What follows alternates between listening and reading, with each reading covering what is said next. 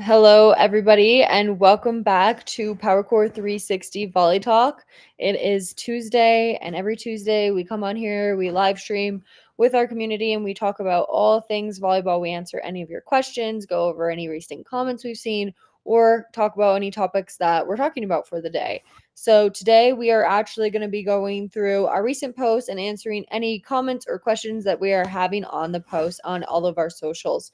So on the screen here, we have TikTok currently up, but we'll also get to Instagram, YouTube, Facebook. But whatever we get to today, don't worry. We will, if we don't get to your comment or a question that you had today, we will always do another Tuesday Volley Talk where we can answer another one of those questions. But if you have any questions that you haven't asked or commented, make sure that you comment them on this live stream on any platform you're on, and we will be able to see them and answer them today. First question we already got was, hi, where are you located? But before we get into that, I'm going to let Billy go ahead and introduce himself. I was just worried about what my name was or where I'm located. I feel like, listen, I'm the founder of Powercore 360. I'm a strength coach, exercise physiologist, been involved with volleyball and other rotational sports, right, for 25, 30 years. Mm-hmm. Awesome. And can you tell us where Powercore 360 is located or how it works? Well, it's a good question. I'm currently sitting in Fort Collins, Colorado. That's where we live. That's technically where the company is out of, Fort Collins, Colorado, the northernmost part of Colorado before you hit Wyoming, hour north of Denver. I believe you are in Denver, in Aurora, the eastern side of Denver, right? But we obviously run clinics across the country, across the US. We run virtual training programs for Power Hitting Masterclass, Vertical Jump Masterclass. And we have athletes from Canada. We've had athletes from Japan, from Hawaii, of course, the continental US. So we're in Colorado, but we work with athletes pretty much all over the world. Awesome. Great. So we're going to get right into this today. We're starting off, like I said, with TikTok. We have some good questions on this recent video. So I'm going to go ahead and let it play so we can listen to it. If you want to find this post, this was actually one of our most recent posts. So you can find that on all of our platforms as well if you want to watch it without watching it on live stream. And shoulder pain. If you have experienced shoulder pain, we're here to help you get rid of that. If you have experienced shoulder pain. All right. So this is at one of our clinics. This is actually Seattle, where we were recently a couple weeks ago. And our coach, Kelly, here is asking the athletes at this clinic who has experienced shoulder pain while playing volleyball. And as you see in this little stop motion here, almost every single athlete raised their hand after getting asked that question, which is a bit crazy. And some of the commenters agree with that. One comment saying, I love these girls are being educated at such a young age, which is something that a lot of athletes that are my age or older, even a little bit younger, maybe didn't really have access to this information. It wasn't as widespread knowledge before. And we all have injuries from it. So it's nice to see that young athletes are now getting educated on what's best for their body. But Billy, do you have a comment on that? Well, yeah, I mean, a couple things. This is just a typical example of what happens in every clinic, as you've seen a million times, right? We ask the question, who's experienced back pain or shoulder pain related to your volleyball, to your swing, to your performance? And it's like 98% of the athletes, typical female, are in there. A high percentage of them are raising their hand, and it shouldn't be. Most of these athletes are anywhere. Most of the time, they're 13, 14, 15, or 16 with a sprinkling of a 12 or a 17-year-old in there. It is way too much, right? I mean, I would expect one or two athletes would raise their hand, but it's that way in every clinic we do. They're all raising their hands. Kelly, by the way, is a physical therapist with 25, 27 years of clinical experience treating shoulders, upper extremities, neck. And so, it's something that's super important. However, with that being said, the majority of mechanics, I'm talking 95% plus, probably close to 100, they're being taught for hitting in the US, are teaching the shoulder to move in a position that it's not designed to move in. No other sport does it that way. It doesn't tolerate it. And I would tell you boldly that the reason most of these kids are raising their hand is the mechanics they're using, which is what they're being taught. And I don't think coaches are intentionally trying to hurt their athletes. I just think that a lot of coaches who are training young athletes, young hitters to hit, are teaching what the high elbow, swing, which is really simple to teach. It's really easy to learn, but I don't think they understand kind of anatomically or physiologically why that creates the pain. It's related 99% of the time to their mechanics they're using. Yeah, absolutely. And um, to go, I guess, kind of switch gears a little bit, this question is from Instagram. It says, how do you maintain that confidence you had in school and carry that over to a new team in club? So kind of switching gears quick away from this video and we'll go back to it. But can you talk about this? I think we should both answer this, and I'm going to let you go first, and I'll give my opinion. And by the way, Darren was a Division I scholarship outside hitter, played 4 years Division I college volleyball. So Darren has had a shoulder, and I'm just going to dovetail off this. She had a shoulder that she had surgery with, actually injured it in her first year, didn't tolerate the high elbow. In her swing, that's what she was taught. And oftentimes it's college before some athletes, some hitters get to the point where there's so much volume, they're taking so many swings with so much force with very little recovery that it really starts to pay a toll in college, even though you may have gone through high school and club and middle school and not really had much issue. May have been like a lot of these girls raising your hand, right? Like, I've got some shoulder pain, but I don't think it's a big deal. It is a big deal. Pay attention to it because it doesn't necessarily happen in a week, a month, a year, or even a season. It might take a few years, especially for high level club, high school, or college players, for it to be a problem. So, all right, with all that being said, I'm going to let Darian answer this question first. Now that you know her background, she's played the game at a high level. Darian, you take off with this, please. Yeah, I think one thing, I mean, school and club, they're their own things, right? So confidence is going to come from, your competence and be able, this is something that we talk a lot about in the clinic. So it's going to come from you knowing you have the skill and you can go on no matter what team you're playing on, whether it's club, school, rec league, wherever you're going, you have the confidence and you know that you can perform the skill and you can perform the skill well, no matter what the situation is. So, and how do you get there? How do you get to a place where you know you can do a skill well? Well, a lot of training. And this is a perfect time for it. You have a little bit of a break between club and high school. I know a lot of you guys are already on club teams, but haven't started tournaments yet necessarily. So really taking this time, spend 30 minutes every single day training right now and doing something so that way when your club season does officially start, you really do feel like you put in the work and you're ready for club season to begin and you feel that confidence going into your season. Yeah, I think it's a great answer. And just, I look at it exactly like Darian's saying. It's about skill. And we didn't really ask maybe to specify here confidence in what, just confidence in yourself, confidence generally in all your volleyball skills. We focus a lot, obviously, on hitting. So, we jump down the rabbit hole of, are you confident in your ability to hit a ball hard? If you're training, if you've developed your mechanics and your strength, and in high school you had a great season, you get the ball hard, I don't see why that wouldn't carry over into club, right? Now, if you're doing other things, maybe you play a different position in club than you did in high school. Maybe you play left side, now you move to middle or right side or back row, whatever. Now you're maybe in a skill set you're not so used to doing. And so maybe your confidence wanes a little bit. Well, it comes back to training. If you're unsure about yourself, not confident in yourself, and you're passing, you're digging, you're whatever you're doing, setting, hitting, go train it. That's the only way you improve confidence in it. You got to go train it to the point where like, I got this, right? I've done it so many times. I got this. That's where confidence comes from. It's not pixie dust, or a sports drink you drink or some book you read or some video you watch. It's doing the work to the point where you've done it so many times, you are confident in your skills for that particular activity, right? Hitting, digging, passing, setting, whatever the case is.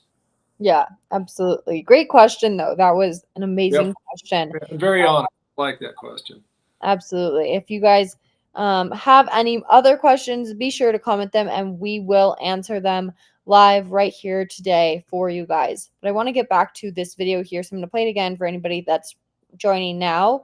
We're discussing some different comments that we got on this video on TikTok. We're here to help you get rid of that. None of you have experienced shoulder pain. We're here to help you get rid of that. None of you. Okay, so again, this is one of our coaches talking about shoulder pain at one of our recent clinics. Another comment we got was just another example of athletes getting injured playing volleyball at a really young age. This one is, I fractured my growth plate in my shoulder from overuse in my shoulder by playing volleyball. And then we have a couple comments here that are asking us, how do you guys do this? Because at the end, if you watch the video again, Have experienced shoulder pain. We're here to help you get rid of that. Kelly says, we're here to help you get rid of that shoulder pain. That's what we're going to do at this clinic. And it's going to happen relatively fast, faster than maybe a lot of athletes expected. So we got some different comments asking us, how do I do that? Billy, can you explain how do you do that? Well, knowledge, and the way we impart knowledge very quickly to young athletes is we show them a video, right? We show world-class hitters, males and females, and show them how they keep their arm underneath their shoulder. They don't lift their elbow way up high. They do it like every other sport in the world does, that throws a ball, strikes a ball, does something overhead, hits, throws, or something like that overhead. So we provide information via video. We let them see it. Then we go out on the court and we teach them how to do that very quickly, right? We teach them how to throwing with very specific mechanics to keep their arm underneath their shoulder line, do what any other activity would do, other sport would do when they're learning how to throw. And then we go into hitting, right? So we throw just like, we hit just like we were throwing, both on the ground and in the air. So we're giving them knowledge, we're giving them information, we're training them, right? Providing some instruction, and then letting them start to feel what it's like for their arm to move in very specific ways, to open their chest, right? To turn their chest, to turn and open and close, turn their hips and belly button from to the right, to the right and to the left, sorry. So that's mechanics on day one. On day two, it's what we do in the clinics. It's now focused on strength. Mechanics is part of hitting the ball hard and not having shoulder or back pain. The other side of it is strength conditioning, if that makes sense. Yeah, absolutely. Makes sense. So that is how we do it, if you were wondering. We're going to move on now to a different video. I'm going to go down to... So this one, we got some interesting comments. I want to let it play out, and then we will talk about it. 41,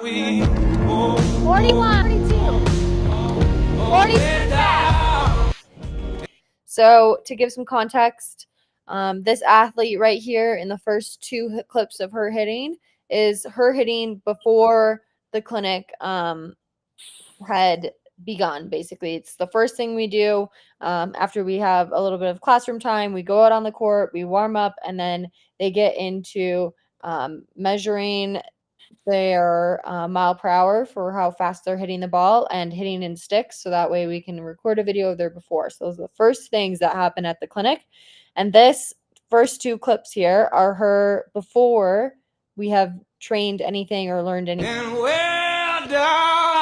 So as you can see, she hit a lot with her arm. Let's just watch that one more time here. If I play it slow, you can see no body rotation, and it's just her arm coming through, and her mile per hour on the radar gun shows 32. Now, these next clips are after we have done a lot of training. We've worked on what throwing and the bands and everything like that.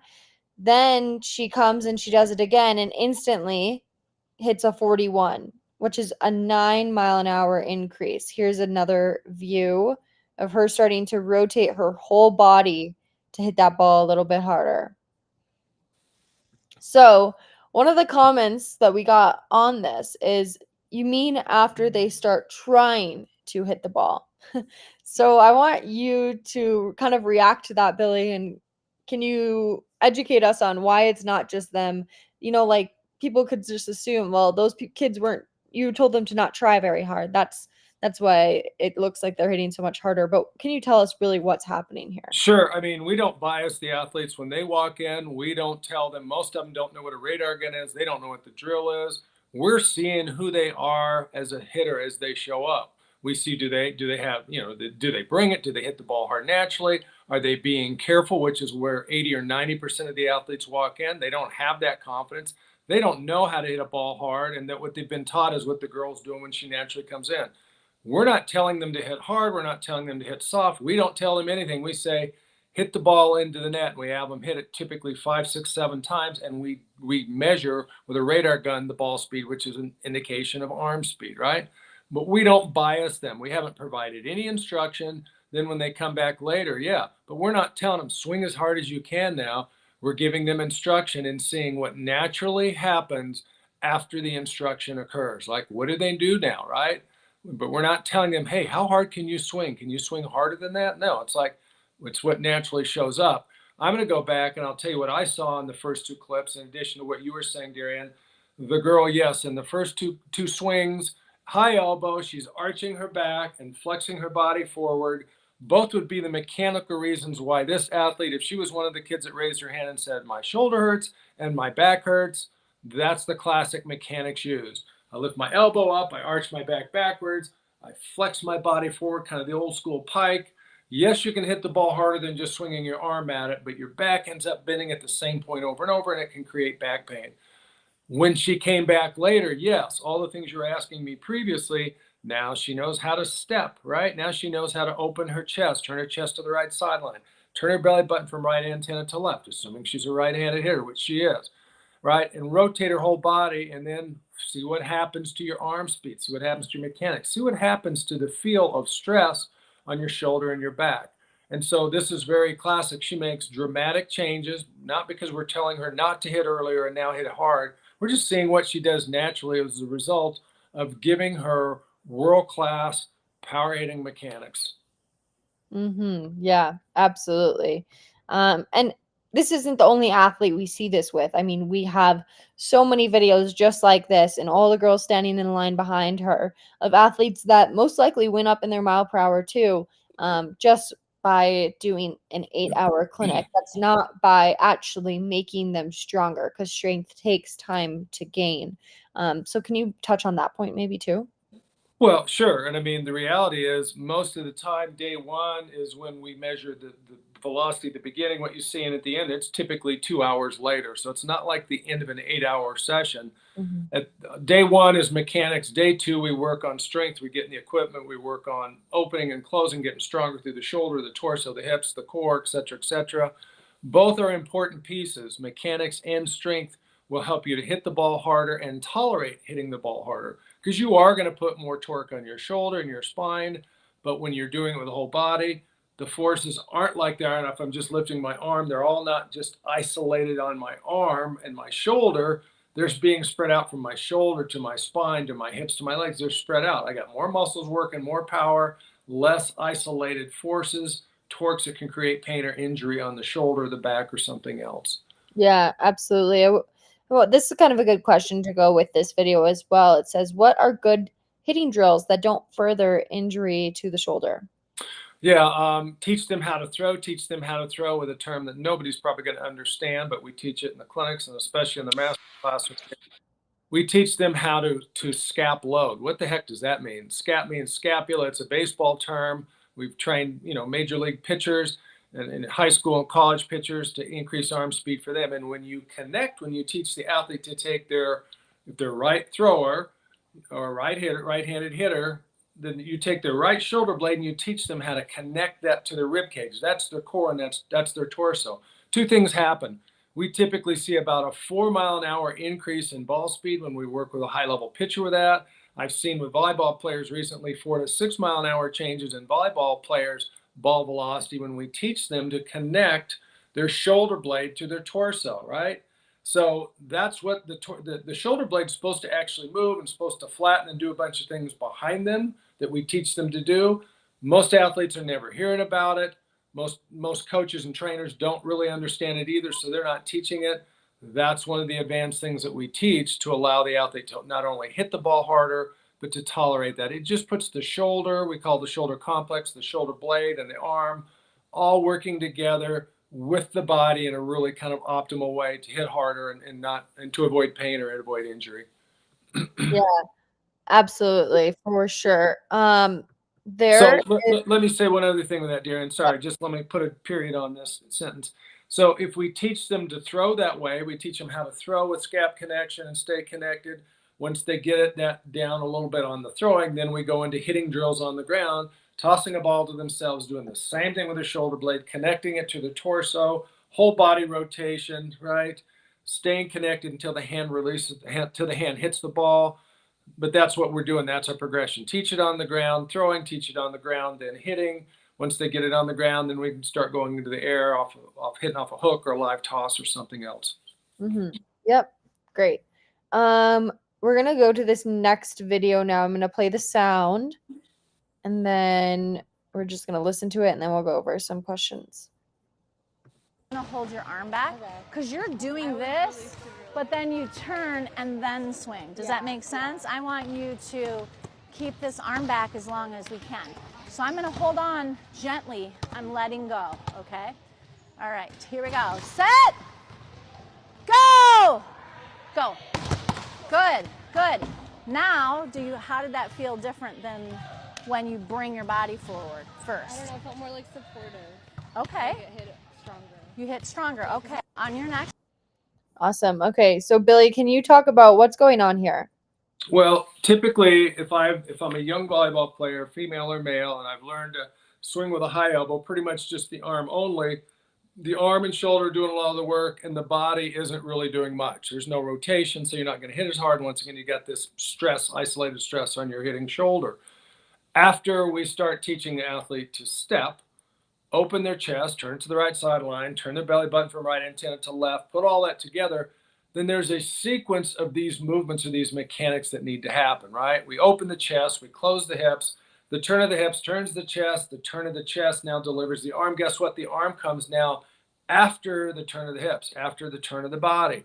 When she starts, right, she was just swinging with her arm. Now basically we're having her, Kelly's giving her the feel of holding her arm back and letting the body, the turn of the hips, the turn of the core, the shoulders, create its power first and then add that power to the arm. That way she's actually going to hit harder with so much less stress on the shoulder, but she's got to learn to feel and learn how to sequence the turn of the body first and then the movement of the arm and hand last.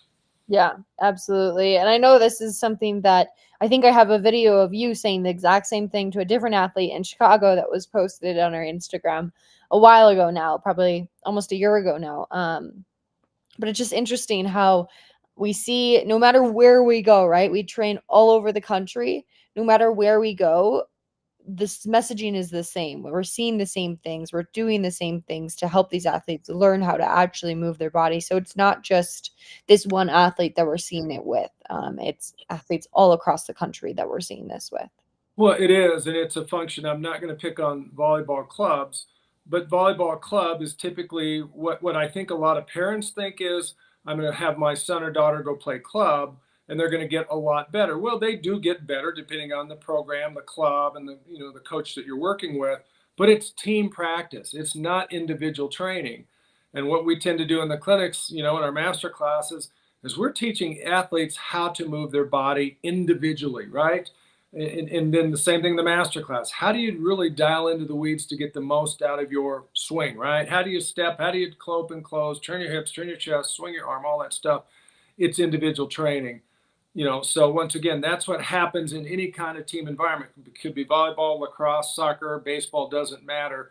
Those are team practices. Oftentimes they're talking about technical, strategic things, running plays, right?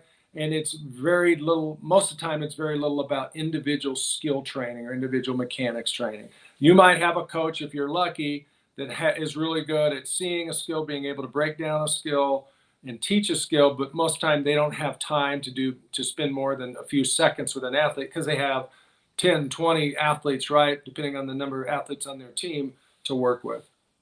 Yeah, absolutely. We got this comment from Facebook. This is great training for specifics in terms of physicality and skills. More power to you, Powercore. Yeah, cool. That's nice, Jose. Thank you. Awesome. All right. Well, I pulled up a new video. This is actually, we're switching gears here just a little bit, and we're going to Instagram. So we're going to answer any questions on some Instagram recent posts. But if you have any questions, don't be afraid to comment them here, and we will be sure to answer them right now as well.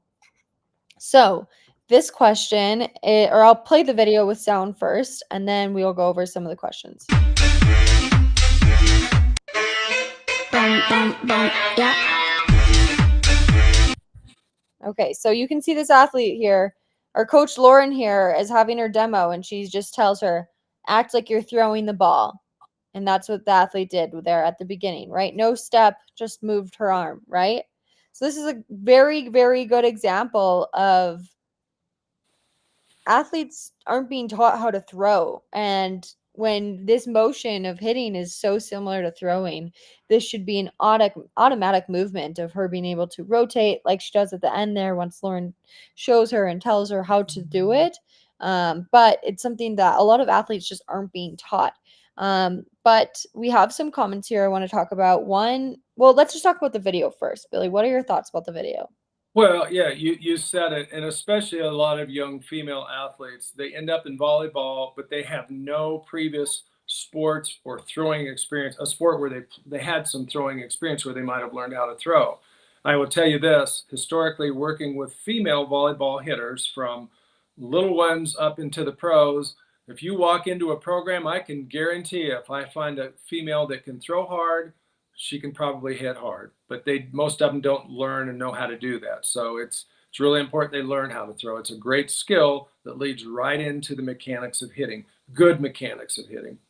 Yeah, absolutely. So then let's go into this comment here. The comment says, needs to follow through, not cross body. What are your thoughts on that? Yeah, that's old school volleyball. Mechanically, the shoulder, if you took a baseball pitcher, like go pull up any pitcher, I don't care who it is, college, high school, pros, but go find one of the best major league pitchers. Watch their mechanics throwing a ball 90 to 100 miles an hour in these days, right? The right hand and arm, if they're right-handed pitcher thrower, they're throwing overhead, the arm doesn't stay on the right side of the body. They step just like these athletes are learning how to do. Their hips turn from right to left, their shoulders turn from right to left, the hand comes straight through to the target towards the catcher if I'm a pitcher, and then the hand follows the turn of the body, turn of the shoulders down to the left hip. That's exactly what we train volleyball players to do because we're trying to teach them the mechanics that will maximize arm speed and ball speed, hit the ball harder, and also at the same time give them the ability to tolerate in their shoulder, especially their hitting shoulder, the torque and the forces are being created. So staying on the right side of the body is old school volleyball. There's no anatomical, physiological support for that from a muscle, from a loading perspective, from a follow through perspective. The reason in baseball is decades ahead of volleyball in this case. Baseball has fixed their shoulder injuries for 20 or 30 years, for decades. The hand and arm goes across the body, it follows through the left hip. What slows the arm down are the muscles behind the shoulders, behind the shoulder itself, the deltoids, the muscles underneath the scap. That when we connect the scap goes forward, shoulder blade goes forward. Those muscles, the lats, the elastic tissue that actually go down towards the left hip. If you don't understand the mechanics, don't understand the slings of the body, the elastic slings, then it's not going to make sense to people. Then they're just teaching old school volleyball. The right hand stays on the right side of the body. It doesn't maximize force. It doesn't allow the muscles on the back side of the arm to slow the arm down. And it puts me in a position of my shoulder or anybody else that's not a good position for my shoulder to work in, to hit in. So you're not going to tolerate that for very long. You might be able to hit the ball fairly hard that way, but as you know, and having surgery in your shoulder after being a Division I hitter in the first year of college, it's not well tolerated long term. Mm-hmm. Yeah. Yeah. Definitely not. But I want to go and kind of switch gears here away from what we were just talking about and talk about mistakes and what that means when you're a volleyball player. So I'm going to play this video quick.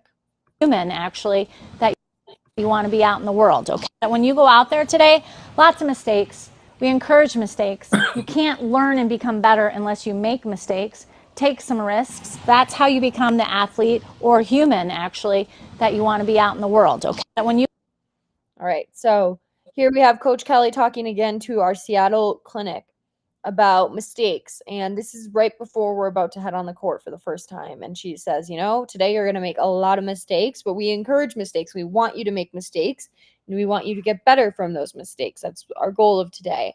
Billy, can you just give me your initial reaction to that video?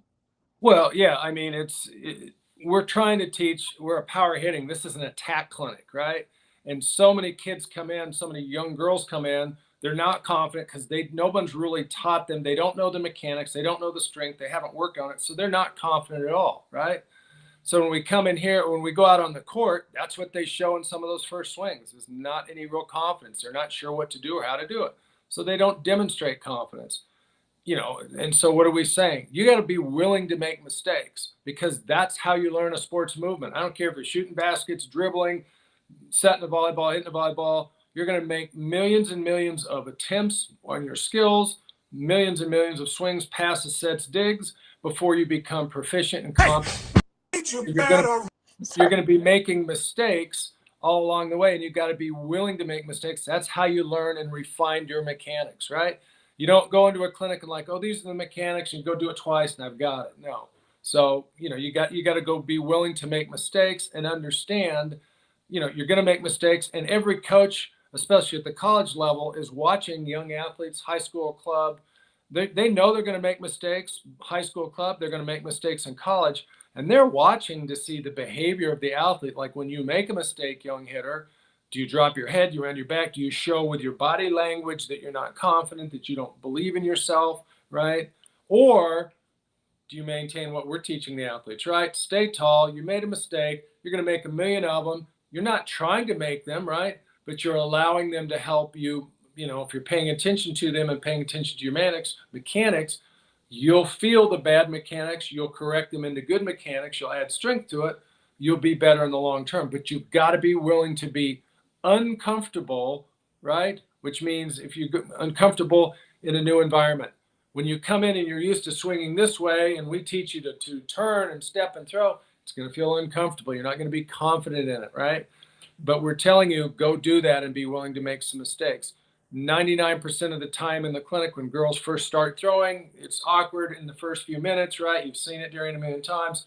They're not confident. They don't know. They're not proficient at those skills. 20 minutes later, they're now been doing it enough that they're starting to feel their body moving very athletically, very dynamically, the body turning, the arm whipping through. They'll hear the ball coming off the hand with more speed, more pop, more velocity. But it took time, and it took them being willing to be uncomfortable doing new things to where the uncomfortable feeling starts to become comfortable. And that makes sense? Yeah, absolutely. So, long story short, be okay with making mistakes, but not only be okay with making mistakes, be confident when you still make mistakes, because you're going to make mistakes no matter what. That's the game of volleyball, right? Like, to be able to score a point, somebody's not digging the ball, somebody's hitting it into the net, somebody's doing something wrong or what they're not supposed to be doing in order for the other team to score, right? So you have to be okay with making mistakes, especially if you want to play volleyball. And the coaches at the next level really look for those athletes that are okay with making mistakes, because then they know those athletes are going to learn from their mistakes. They're not going to shut down. They're going to get better, and they're going to be coachable in the long run too. So, Darian, to that point, I'm in Colorado, and I watched, Fossil Ridge. There's a couple kids off that team that we train. And so, I watched them down into the state playoffs and lost in the semifinals. But there's a couple kids. Emery's the outside hitter on that, and she bangs the ball and hits hard. And I saw her get blocked in the last game, right? But it didn't phase her. And I told her that this last week. It's like it didn't phase her confidence. She's done enough training that she knew she's going to go take the next swing the same way. If it's a ball she can hit hard, she'll take a swing and hit hard at it, right? And coaches are watching for that. Because think about it this way. When you're serving, right? Or when your team is serving, what's your coach on the sideline? He's telling you, he or she's telling you where to serve, right? They're watching the girls on the other team, and they're looking for the weak link, right? They're looking for who can't serve receive, right?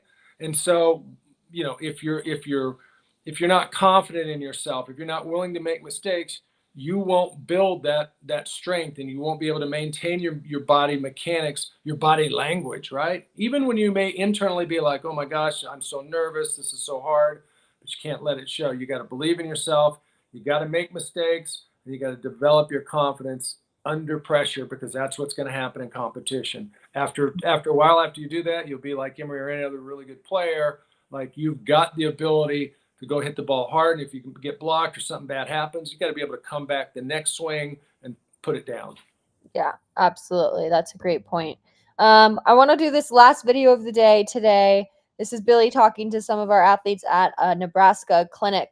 I'm going to let it play and then we'll talk about it. Off a block, don't come up, push yourself forward. You'll immediately jump higher. You'll immediately jump higher and hit harder right there. Does that make sense? But you have a block that's built in if you learn how to use it. Use your back foot and push into the ground like you're coming off a block. Don't come up, push yourself forward. You'll immediately jump higher. You'll immediately jump higher and hit harder right. All right. So Billy, can you talk about what you're saying to these athletes here? What do you mean? Sure. So we're working on vertical jump training related to your approach. And so we're talking about the first step. And let's try to frame this up so somebody can kind of visualize this. In this, more than likely, we're teaching everyone to be an outside hitter, do a 3-step or 4-step approach, but nobody knows how to use the ground. So when they take their first step, if they step with their right foot, they tend to take their right foot and they reach forward with it, right? That is a slow, it's not an acceleration movement. It's not a powerful speed movement. It's what we would call a deceleration movement if we were teaching agility or speed, right?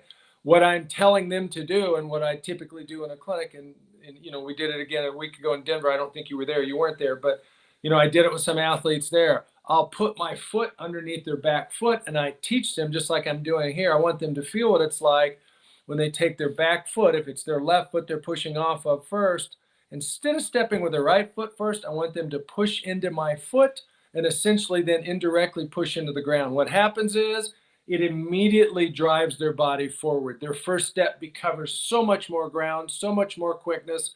And with the approach, that's why you're doing the approach, to gain momentum, gain speed. If you gain momentum and speed on your approach, you'll instantly jump higher, you'll instantly hit harder. It's more dynamic. But young athletes, as they're teaching their approach, yeah, some coaches are teaching them 3-step or 4-step approach. And a lot of them are talking about penultimate step. I hear it all the time. And I'm like, hey, how about we start at the beginning? How about we start where the feet are actually pushing off the ground?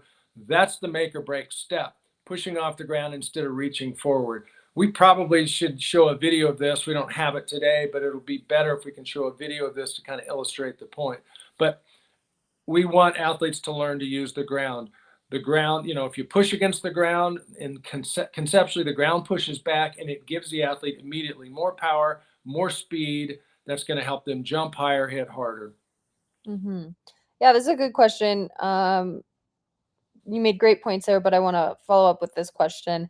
Finding a disconnect for my son's mechanics when he's practicing on the ground versus in the air. Is it just repetition of mechanics needed so he isn't thinking about it while in the air?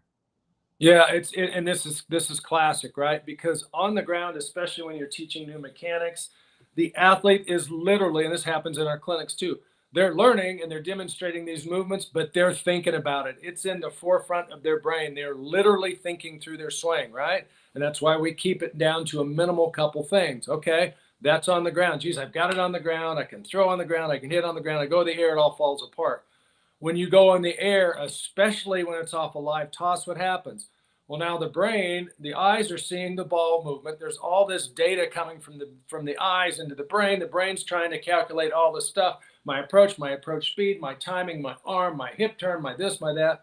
There's so much going on, and consciously, the brain can only focus on one thing at a time consciously, right? So that's why when you go in the air, your son in this case hasn't done enough repetitions, not just enough reps, but enough mindful reps, repetitions where he's completely focused on one thing, and that's what you're trying to teach him to do in the air. Are you trying to teach him to open his chest? Are you trying to teach him to close his hips? Are you trying to have him do something specific with the arm?